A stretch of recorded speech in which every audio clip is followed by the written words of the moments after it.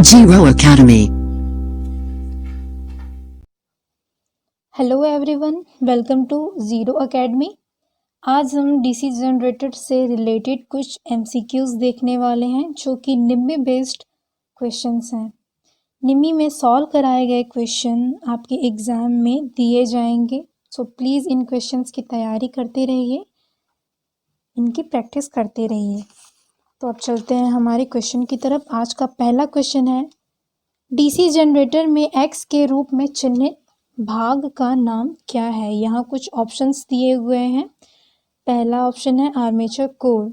DC machine के construction में आपने देखा होगा आर्मेचर जो है वो सिलेंड्रिकल या ड्रम के शेप में होता है, जिसमें स्लॉट्स बने होते हैं, टीथ्स बने होते हैं।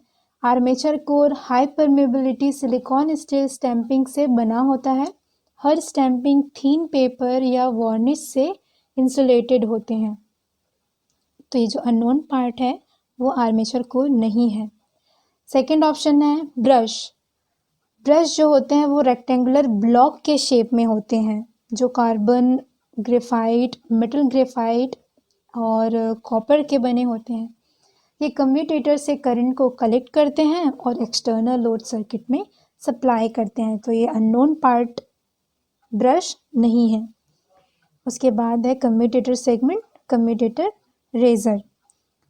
तो कम्यूटेटर सेगमेंट क्या है? Number of segment is equal to number of armature coil. जब सेगमेंट्स को सीरीज में साइड बाय साइड अरेंज करते जाते हैं तो हमें एक सिलेंड्रिकल आकार मिलता है, जैसे कि आप यहाँ डायग्राम में देख सकते हैं। इसे बोलते हैं कम्यूटेटर सेगमेंट्स। ये सेगमेंट मीका के थीन लेयर से एक दूसरे से इंसुलेटेड होते हैं। कम्यूटेटर सेगमेंट आर्मेचर से जिसके थ्रू कनेक्ट होता है ना, उसे बोलते हैं रेजर। तो यहाँ जो अननोन पार्ट दिया गया है वो क्या हो जाएगा? Commutator riser. तो फर्स्ट वाले का आंसर क्या हो जाएगा? Option C, commutator riser. Now second question. दूसरा क्वेश्चन है, डीसी जनरेटर का नाम क्या है। यहाँ एक सर्किट डायग्राम दिया गया है, इसमें हमें बताना है कि ये कौन सा जनरेटर है। यहाँ ऑप्शंस दिए गए हैं, differential long shunt compound, differential short shunt compound, cumulative long shunt compound, cumulative short shunt compound. तो सबसे पहले जानते हैं लॉन्ग शंट क्या होता है, शॉर्ट शंट क्या होता है। लॉन्ग शंट में जो शंट वाइंडिंग होते हैं वो सीरीज फील्ड के और आर्मेचर दोनों के अक्रॉस जुड़े होते हैं, दोनों के समानांतर जुड़े होते हैं। और शॉर्ट शंट में क्या होता है? शंट वाइंडिंग जो है वो बस आर्मेचर के अक्रॉस ही जुड़ा होता है, आर्मेचर के ही समांतर जुड़ा होता है। आपको पता कैसे चलेगा कि कौन सा सीरीज है या कौन सा शंट है? तो जो शंट वाइंडिंग होते हैं वो पतले वायर्स के बहुत सारे टर्न्स होते हैं, जैसे कि आप यहाँ ऊपर में देख सकते हैं। सीरीज वाइंडिंग्स कैसे होते हैं? हैवी वायर के फ्यू टर्न्स होते हैं। आर्मेचर के बगल में जो दिया हुआ है, साइड में जो दिया हुआ है वो क्या है? हमारा सीरीज वाइंडिंग है। और ऊपर जो दिया हुआ है वो क्या है? शंट वाइंडिंग है। तो हमारा शंट वाइंडिंग जो है वो सीरीज और आर्मेचर दोनों के अक्रॉस कनेक्ट है, तो क्या हो जाएगा? लॉन्ग शंट कंपाउंड हो जाएगा। अब ये लॉन्ग शंट हो गया। अब ये डिफरेंशियल है या कम्युलेटिव है, ये कैसे पता लगाएंगे? तो डिफरेंशियल क्या होता है?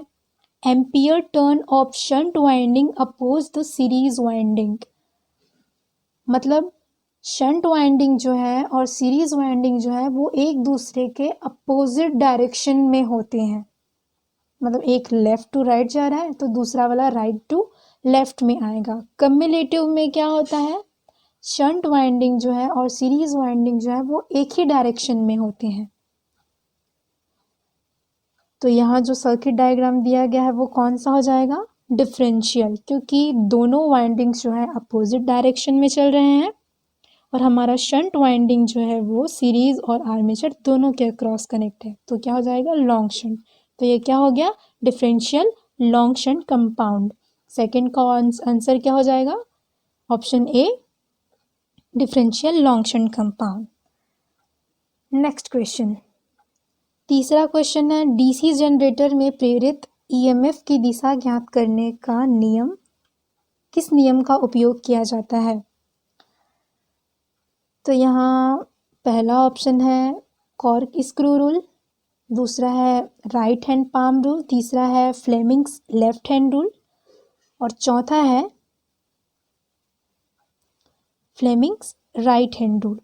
तो कॉर्क स्क्रू रूल है और जो ये राइट हैंड पाम रूल है, इन दोनों का यूज़ हम मैग्नेटिक फील्ड के डायरेक्शन को मापने के लिए करते हैं, मैग्नेटिक फील्ड के डायरेक्शन को जानने के लिए करते हैं। ईएमएफ की दिशा ज्ञात करने के लिए हम फ्लेमिंग्स हैंड रूल यूज़ करते हैं। फ्लेमिंग के राइट हैंड को लेते हैं, राइट हैंड रूल को लेते हैं, तो इसमें क्या करते हैं, हम अपना थंब लेते हैं, फोर फिंगर लेते हैं और मिडिल फिंगर लेते हैं। फोर फिंगर और थंब के बीच में हम 90 डिग्री बनाते हुए साइड से देखते हैं तो यहाँ 90 डिग्री बनता है, और ऊपर से देखते हैं तो मिडिल फिंगर और फोर फिंगर के बीच में 90 डिग्री बनता है। तो ये थंब क्या बताता है, मोशन ऑफ कंडक्टर के डायरेक्शन को बताता है हमारा थंब। फोर फिंगर क्या बताता है, मैग्नेटिक फ्लक्स के डायरेक्शन को बताता है। मिडिल फिंगर क्या बताता है, करंट के डायरेक्शन को या ईएमएफ के डायरेक्शन को बताता है। सेम ऐसा ही फ्लेमिंग के लेफ्ट हैंड में भी होता है। थंब जो है वो मोशन ऑफ कंडक्टर के डायरेक्शन को बताता है, फोर फिंगर जो है वो मैग्नेटिक फ्लक्स के डायरेक्शन को बताता है, मिडिल फिंगर जो है वो करंट या ईएमएफ के डायरेक्शन को बताता है। लेकिन फ्लेमिंग का लेफ्ट हैंड जो है वो किस में यूज होता है, मोटर के लिए हम यूज करते हैं, और फ्लेमिंग का राइट हैंड रूल जो है वो जनरेटर के लिए यूज करते हैं। तो यहाँ क्या लिखा है, डीसी जनरेटर में प्रेरित ईएमएफ की दिशा ज्ञात करने के लिए किस नियम का उपयोग करते हैं? तो इसका क्या आंसर हो जाएगा, फ्लेमिंग्स राइट हैंड रूल। इसका आंसर क्या होगा, option D, right hand rule. अगला क्वेश्चन है डीसी जनरेटर में उत्पन्न ईएमएफ की गणना करने के लिए किस सूत्र का उपयोग किया जाता है? यहाँ ऑप्शंस दिए गए हैं, इसके लिए हम एक डेरिवेशन देखेंगे। डेरिवेशन में आप देखिए, सबसे पहले हमने निकाला है ईएमएफ इंड्यूस्ड पर कंडक्टर। एक कंडक्टर में कितना ईएमएफ इंड्यूस्ड हो रहा है, हम ये पहले निकालते हैं। तो पर कंडक्टर कितना ईएमएफ इंड्यूस्ड हो रहा है, 5pn। यहाँ 5p क्या है, 5p is the flux cut by one conductor in one revolution, और n क्या है, n is the number of revolution पर सेकेंड। तो हमारा इंड्यूस्ड ईएमएफ क्या हो जाएगा, flux cut by one conductor in one revolution into RPS. इसको क्या लिख सकते हैं शॉर्ट में, फ्लक्स कट पर सेकेंड, है ना। If number of conductor in series per circuit और per phase is equal to ZS, then हमारा एवरेज ईएमएफ क्या हो जाएगा, average EMF induced per conductor into number of conductor in series per circuit और per face. जो हम एक conductor के लिए निकाले थे उसमें क्या करेंगे, ZS का मल्टीप्लाई कर देंगे, 5p small n into ZS। यहाँ पे स्मॉल n की जगह पे हमने n/60 लिखा है। स्मॉल n RPS में यूज़ करते हैं और n/60 हम RPM में यूज़ करते हैं। तो ये तो जो ई एवरेज निकला है हमारा, ये हमारे लिए डीसी मशीन का, एसी मशीन का निकला है। अब डीसी मशीन में क्या होगा, the number of conductor in series between positive brush and negative brush is equal to total number of conductor divided by the number of parallel path. मतलब ZS is equal to क्या हो जाएगा, Z/A। तो हमारा EMF क्या हो जाएगा, E is equal to 5ZN/60 into P/A। तो फोर्थ वाले का कौन सा आंसर हो जाएगा, आंसर नंबर 3, ये ऑप्शन 3, 5ZN/60 P/A वोल्ट, ये वाला आंसर हो जाएगा। अब बढ़ते हैं 5वें क्वेश्चन पर। 5वां क्वेश्चन है, ईएमएफ की गणना करने का सूत्र क्या है? बैक ईएमएफ की गणना करने का सूत्र क्या है? तो बैक ईएमएफ क्या होता है? जब मोटर आर्मेचर कंटिन्यूस रोटेट करता है तो आर्मेचर कंडक्टर मैग्नेटिक फील्ड को कट करते हैं, जिसकी वजह से एक ईएमएफ इंड्यूस होता है, जिसे हम क्या बोलते हैं? Back EMF, EB. इसको समझाने के लिए, इसके फॉर्मूले को जानने के लिए मैं यहाँ पे एक छोटा सा डायग्राम बना रही हूँ, सर्किट डायग्राम, जिसमें मैंने लिया है एक आरए और लिया है एक ईबी। इसमें करंट फ्लो हो रहा है आईए। कौन सा करंट है ये? Armature current. आरए और ईबी के सामने कितना वोल्टेज है? इनके अक्रॉस में वोल्टेज वी।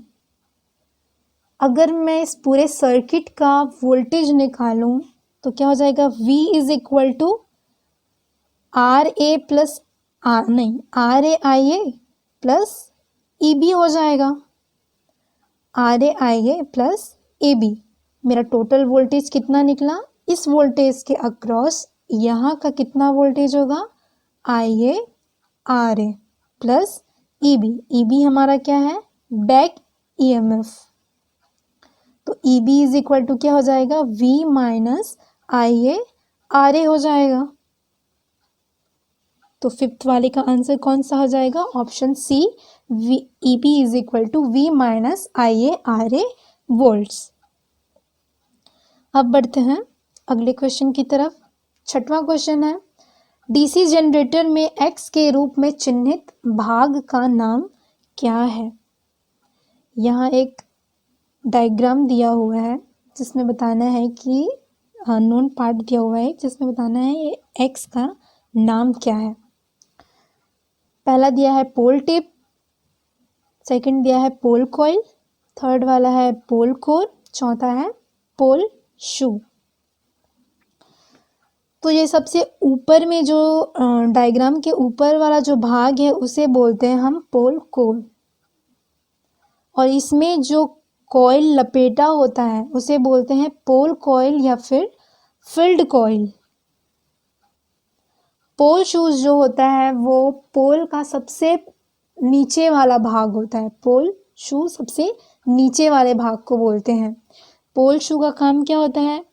वो फील्ड कॉइल को सपोर्ट करता है और एयर गैप में फ्लक्स को यूनिफॉर्मली डिस्ट्रीब्यूट करता है।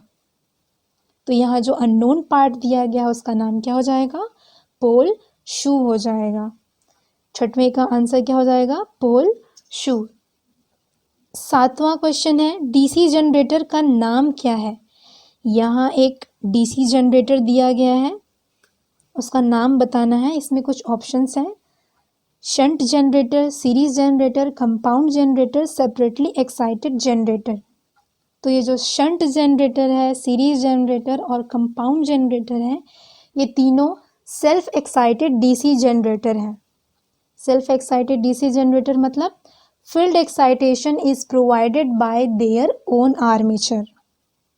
इन्हें बाहर से किसी एक्स्ट्रा डीसी सोर्स की ज़रूरत नहीं पड़ती है फील्ड को एक्साइट करने के लिए, खुद के आर्मेचर से ही फील्ड जो है एक्साइट हो जाता है।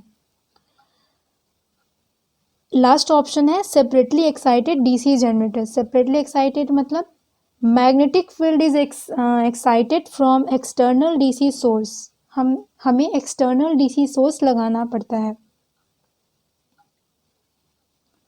तो आप यहाँ डायग्राम में देख सकते हैं, फील्ड कॉइल को एक्साइट करने के लिए हमने लेफ्ट साइड में एक डीसी सोर्स लगाया हुआ है। तो ये कौन सा हो जाएगा? ये इसका नाम क्या हो जाएगा? Separately excited generator. 7वें का आंसर क्या हो जाएगा? Separately excited generator. 8वां क्वेश्चन है, जनरेटर द्वारा किस ऊर्जा को विद्युत ऊर्जा में परिवर्तित किया जाता है? बहुत ही सिंपल सा क्वेश्चन है। सभी जानते हैं जनरेटर से क्या निकलता है? इलेक्ट्रिकल एनर्जी निकलती है। कैसे निकलता है? जब उसमें मशीन जो है वो रोटेट करते हैं, मतलब वहाँ पे क्या होता है, मैकेनिकल काम होता है। मैकेनिकल एनर्जी जो है वो इलेक्ट्रिकल एनर्जी में कन्वर्ट होके निकलती है। और ये कहाँ कन्वर्ट होते हैं? आर्मेचर के वाइंडिंग में। आर्मेचर वाइंडिंग कन्वर्ट करता है मैकेनिकल पावर को इलेक्ट्रिकल पावर में। तो इसका आंसर क्या हो जाएगा? मैकेनिकल। 9th क्वेश्चन है, डीसी जनरेटर फील्ड का नाम क्या है? डीसी जनरेटर फील्ड का नाम क्या है? यहाँ ऑप्शन दिया हुआ है, short shunt compound generator, long shunt compound generator, differential compound generator, cumulative compound generator. तो मैं पहले बता चुकी हूँ कि शॉर्ट शंट कंपाउंड क्या होता है, लॉन्ग शंट कंपाउंड क्या होता है। शॉर्ट शंट कंपाउंड और लॉन्ग शंट कंपाउंड के लिए हमें आर्मेचर की ज़रूरत पड़ती है। मतलब उनको पहचानने के लिए आर्मेचर की ज़रूरत पड़ती है कि ये आर्मेचर के अक्रॉस ही कनेक्ट है या फिर सीरीज़ या आर्मेचर दोनों के अक्रॉस कनेक्ट है। हम ऐसे ही देख के पता नहीं लगा सकते हैं कि ये शॉर्ट शंट होगा या लॉन्ग शंट है। अब बचे हैं दो ऑप्शन, डिफरेंशियल कंपाउंड जनरेटर और कम्युलेटिव कंपाउंड जनरेटर। तो मैं पहले बता चुकी हूँ कि डिफरेंशियल कंपाउंड जनरेटर में क्या होता है, दोनों फील्ड का जो डायरेक्शन है वो अपोजिट होता है। एक लेफ़्ट टू राइट जाता है तो दूसरा वाला राइट टू लेफ़्ट में जाता है। कम्युलेटिव में क्या होता है, दोनों फील्ड जो है एक ही डायरेक्शन में चलते हैं। तो यहाँ जो डायग्राम में दिया हुआ है, दोनों फील्ड देखिए आप एक ही डायरेक्शन में फ्लो हो रहे हैं। तो 9th का क्या हो जाएगा? Cumulative compound generator. Next question है, डीसी जनरेटर का सिद्धांत क्या है? यहाँ ऑप्शन दिया हुआ है, cork screw rule, Fleming left hand rule, Fleming right hand rule और Faraday's law of electromagnetic induction. तो ये जो कॉर्क स्क्रू रूल है या फ्लेमिंग्स हैंड रूल है, left hand right hand rule है, इनसे हम डायरेक्शंस का पता लगाते हैं। ये कोई प्रिंसिपल नहीं बताते हैं कि इस प्रिंसिपल पे कोई मशीन काम कर सकता है, ये नहीं बता सकते। ये बस डायरेक्शंस को बताते हैं, जैसे कि फील्ड के डायरेक्शन को बताते हैं, फ्लक्स के डायरेक्शन को बताते हैं, करंट के डायरेक्शन को बताते हैं। प्रिंसिपल के लिए हमें electromagnetic induction Faraday's law use करते हैं। तो ये इलेक्ट्रोमैग्नेटिक इंडक्शन क्या है? Magnetic flux is cut by the conductor. जब मैग्नेटिक फ्लक्स कंडक्टर के द्वारा कट किए जाते हैं तब ईएमएफ जनरेट होता है। इसको क्या बोलते हैं? Electromagnetic induction. तो हमारा डीसी जनरेटर जो है वो इसी सिद्धांत पे काम करता है, इसी के प्रिंसिपल पे काम करता है, इलेक्ट्रोमैग्नेटिक इंडक्शन के। तो 10th वाले का आंसर क्या हो जाएगा? Faraday's law of electromagnetic induction. 11वां क्वेश्चन है, गतिशील रूप से प्रेरित ईएमएफ के लिए क्या सूत्र है? What is the formula for dynamically induced EMF? तो इसका आंसर होगा option C, BLV sine theta volt. जब L लेंथ के कंडक्टर को B स्ट्रेंथ के मैग्नेटिक फील्ड में मूव कराते हैं V वेलोसिटी के साथ में in a direction perpendicular to its own length and theta angle to direction of magnetic field, तब इंड्यूस्ड ईएमएफ क्या होता है हमारा?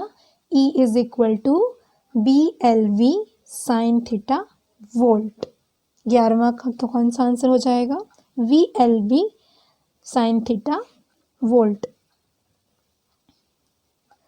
अगला क्वेश्चन है, चुंबकीय क्षेत्र की दिशा ज्ञात करने के लिए किस नियम का उपयोग करते हैं?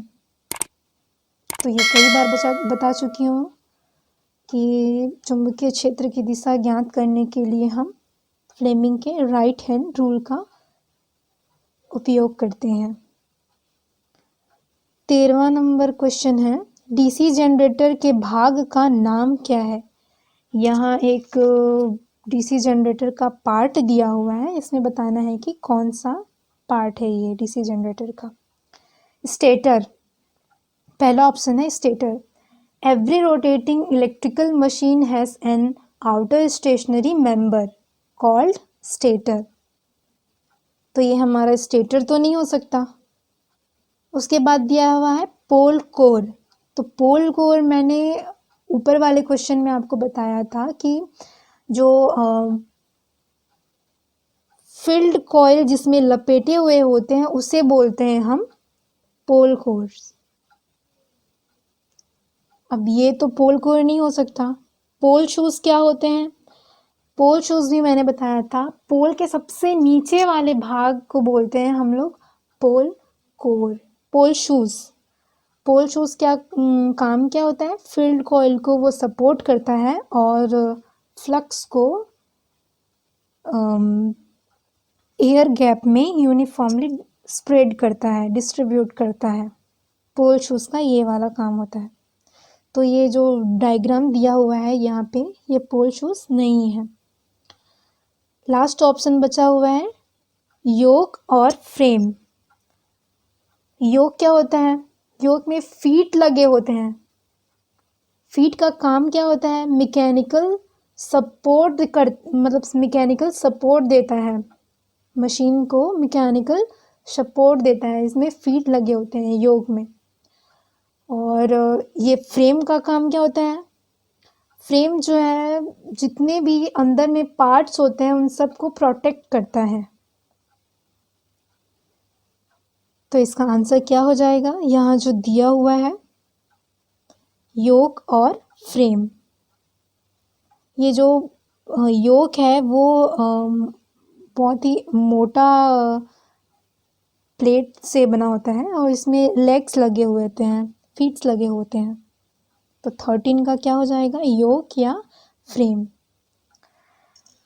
14 नंबर क्वेश्चन है, 4 पोल डीसी जनरेटर के डुप्लेक्स लैप वाइंडिंग में कितने समानांतर रास्ते होते हैं? लैप वाइंडिंग में क्या होता है हमारा? Number of pole is equal to number of parallel path. तो डुप्लेक्स लैप वाइंडिंग में क्या हो जाएगा? पैरेलल पाथ जो है वो मल्टीपल ऑफ 2 हो जाएगा। मतलब जितने पोल होंगे जस्ट डबल उसका पैरेलल पाथ हो जाएगा। अगर 4 पोल मशीन है तो parallel path between brushes would be 8। कितना हो जाएगा? 8। तो इसका आंसर कौन सा होगा? Answer C 8। नेक्स्ट क्वेश्चन है, डीसी जनरेटर के भाग का नाम बताइए। यहाँ एक डीसी जनरेटर के बीच का एक पार्ट दिया हुआ है, इसका नाम बताना है। पहला ऑप्शन है साइड एंड प्लेट्स, सेकंड है pole shoes lamination, commutator segment, armature coil lamination. तो मैंने पहले बता चुकी हूँ पोल शूज और कम्यूटेटर सेगमेंट्स इन सब के बारे में। तो ये जो भाग दिया हुआ है ये आर्मेचर कोर लेमिनेशन है। मैंने आर्मेचर कोर जब बता रही थी तब मैंने बताया था कि उसमें क्या होता है, स्लॉट्स बने होते हैं, ऐसे बीच बीच में टीथ्स बने होते हैं। और टीथ्स के इसके अंदर में और क्या क्या होता है, कम्यूटेटर सेगमेंट्स होते हैं। और यहाँ क्या होता है, एयर ड्रॉप्स मतलब एयर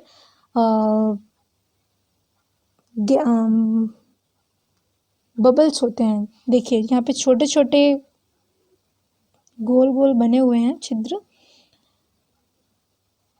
ये क्या है? तो ये पूरा पार्ट जो है वो क्या कहलाएगा? Armature core lamination. 15 का आंसर क्या होगा? Armature core lamination. 16 नंबर का क्वेश्चन है, डीसी जनरेटर में इंटरपोल कैसे जुड़े होते हैं? तो डीसी जनरेटर में इंटरपोल जो है आर्मेचर रिएक्शन इफेक्ट को कम करने में हेल्प करते हैं, इसीलिए उन्हें आर्मेचर के साथ सीरीज में जोड़ा जाता है। तो इंटरपोल कैसे जुड़े होते हैं? आर्मेचर के साथ सीरीज में जुड़े होते हैं, जो कि आर्मेचर करंट के साथ वेरी करते हैं, ये इफेक्ट जो है वो आर्मेचर करंट के साथ वेरी करते रहता है। 16 का आंसर कौन सा हो जाएगा? पहला answer, in series with armature. Next question है 17th, स्वयं उत्तेजित डीसी जनरेटर में अवशिष्ट चुंबकत्व की आवश्यकता क्या है? तो इसमें ऑप्शंस दिया हुआ है, buildup voltage, reduce the field current, reduce the armature current, और लास्ट ऑप्शन है मेंटेन कांस्टेंट आउटपुट वोल्टेज। तो 17 का आंसर हो जाएगा buildup voltage, buildup the voltage. Field core को तभी मैग्नेटाइज कर पाएगा जब वो खुद मैग्नेटाइज रहेगा। सेल्फ एक्साइटेड मोटर में सेम कोर रहेगा फील्ड और आर्मेचर का, तो थोड़ा सा मैग्नेटिज्म रहना चाहिए कोर में, वरना फील्ड ही काम नहीं करेगा तो सेल्फ एक्साइटेड कैसे रहेगा? तो इसका आंसर कौन सा हो जाएगा? Buildup voltage.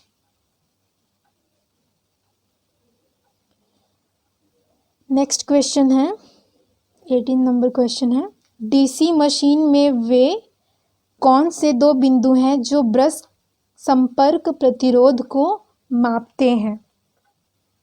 ब्रश संपर्क प्रतिरोध को मापने के लिए 2 पॉइंट ब्रश और कम्यूटेटर लेते हैं, तो इसका आंसर कौन सा हो जाएगा? Option C, resistance between brush और कम्यूटेटर। हमारा 19th क्वेश्चन है, किस वोल्टेज ड्रॉप को एक्स के रूप में चिन्हित किया गया है? यहाँ एक ग्राफ दिया गया है, ये ग्राफ किसका है? सेपरेटली एक्साइटेड डीसी जनरेटर का है। यहाँ जो सबसे ऊपर में डॉट डॉट लाइन करके दिया हुआ है, ये किसके बीच का ग्राफ है? करंट और फ्लक्स के बीच का ग्राफ है। जब हम फील्ड करंट को कांस्टेंट रखते हैं और आर्मेचर रिएक्टेंस को नेग्लेक्ट करते हैं, तब हमें ऐसा स्ट्रेट लाइन टाइप का ग्राफ मिलता है। But due to armature reaction flux is slightly dropping. जब आर्मेचर रिएक्शन को नेग्लेक्ट करते हैं तब तो हमें स्ट्रेट लाइन मिल गया, लेकिन जब आर्मेचर रिएक्शन रहता है तब क्या होता है? फ्लक्स जो है वो थोड़ा सा ड्रॉप कर जाता है। तो ये जो सेकंड नंबर का ग्राफ है, ये क्या हो जाएगा? Armature reaction drop. और ये जो थर्ड नंबर का ग्राफ है, ये हमारा वोल्टेज और करंट के बीच का है। जब हम करंट को बढ़ाते हैं तब हमारा वोल्टेज जो है धीरे धीरे कम होते जाता है। लोड कैरेक्टरिस्टिक की वजह से जब करंट को बढ़ाते हैं तब वोल्टेज कम होते जाता है। तो ये जो ऊपर में एक्स के रूप में दिया हुआ भाग है वो किसकी वजह से हो रहा है? आर्मेचर रिएक्शन की वजह से हो रहा है। तो 19th का क्या आंसर हो जाएगा? Armature reaction drop. 20th number question है, कंपाउंड जनरेटर का नाम क्या है यदि शंट फील्ड आर्मेचर के साथ समानांतर में जुड़ा हुआ है? ये मैं कई बार बता चुकी हूँ। जब शंट फील्ड बस आर्मेचर के साथ ही जुड़ा होता है तब उसे शॉर्ट शंट बोलते हैं। जब वही आर्मेचर और सीरीज फील्ड के साथ जुड़ा हुआ होता है तब उसे बोलते हैं लॉन्ग शंट कंपाउंड। तो इसका आंसर क्या हो जाएगा? Short shunt compound. 20 का आंसर क्या हो जाएगा? Short shunt compound. Next question है, क्यों डीसी जनरेटर में आर्मेचर कोर को पटलित करते हैं? आर्मेचर कोर को लैमिनेट क्यों किया जाता है डीसी जनरेटर में? रिड्यूस द कॉपर लॉस को कम करने के लिए, रिड्यूस द फ्रिक्शन लॉस को कम करने के लिए, हिस्टेरेसिस लॉस को कम करने के लिए, या एडी करंट लॉस को कम करने के लिए। सबसे पहला है हमारा कॉपर लॉस। तो कॉपर लॉस क्या होता है? I²R, resistive loss in armature and field winding of the machine. Armature और फील्ड वाइंडिंग में जो रेजिस्टिव लॉस होता है उसे बोलते हैं हम copper loss. Ammeter voltmeter method से हम आर्मेचर के रेजिस्टेंस को मेज़र कर सकते हैं। इसके लिए हमें आर्मेचर को लेमिनेट तो करना नहीं पड़ेगा। तो ये वाला जो ऑप्शन है वो गलत है। उसके नीचे दिया हुआ है friction loss. Friction loss are friction of bearing and brushes in universal type of DC motor. तो इसके लिए फ्रिक्शन लॉस को कम करने के लिए हमें आर्मेचर को तो लैमिनेट नहीं करना पड़ रहा है। इसके बाद दिया हुआ है कोर लॉस में दिया हुआ है हिस्ट्रेसिस लॉस और एडी करंट लॉस। तो हिस्ट्रेसिस लॉस क्या होते हैं? जब आर्मेचर रोटेट करता है तो नॉर्थ पोल और साउथ पोल के अंदर अल्टरनेट आते रहते हैं। अल्टरनेट मैग्नेटाइजेशन की वजह से फ्लक्स का डायरेक्शन जो है वो चेंज हो जाता है, जिसकी वजह से हीट जनरेट होता है और हिस्ट्रेसिस लॉस होता है। इसको क्या बोलते हैं? Hysteresis loss. हिस्ट्रेसिस लॉस को कम करने के लिए high graded steel with higher silicon content is used to reduce the friction of magnetic material, जिसकी वजह से हीट प्रोडक्शन कम हो जाता है और हमारा हिस्ट्रेसिस लॉस जो है वो कम हो जाता है। तो इसके लिए भी आर्मेचर को लैमिनेट करना नहीं पड़ रहा है। लास्ट बचा हुआ है eddy current loss. Eddy current loss क्या है?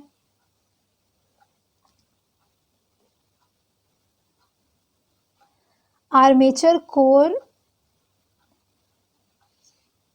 मैग्नेटिक फ्लक्स को कट करते हैं, जिसकी वजह से ईएमएफ इंड्यूस्ड होता है। इलेक्ट्रोमैग्नेटिक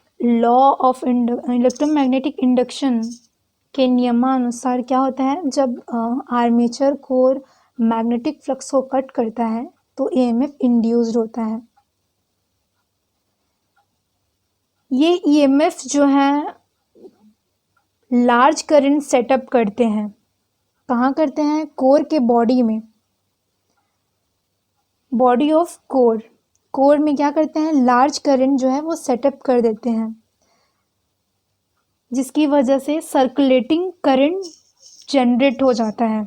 एक सर्कुलेटिंग करंट जनरेट हो जाता है और ये क्या होता है? IC स्क्वायर RC, जिसकी वजह से हीट जनरेट होता है। इसे क्या बोलते हैं? Eddy current loss. IC square RC को क्या बोलते हैं? Eddy current loss. जब हम कोर को लैमिनेट करते हैं तो रेजिस्टेंस जो है वो बढ़ जाता है, जिसकी वजह से करंट जो है वो कम फ्लो होता है। एडी करंट जो है वो कम हो जाता है, जिसकी वजह से लॉस भी कम होता है। तो हम आर्मेचर को लैमिनेट क्यों करते हैं? एडी करंट लॉस को कम करने के लिए हम आर्मेचर को लैमिनेट करते हैं। आज के लिए इतना ही।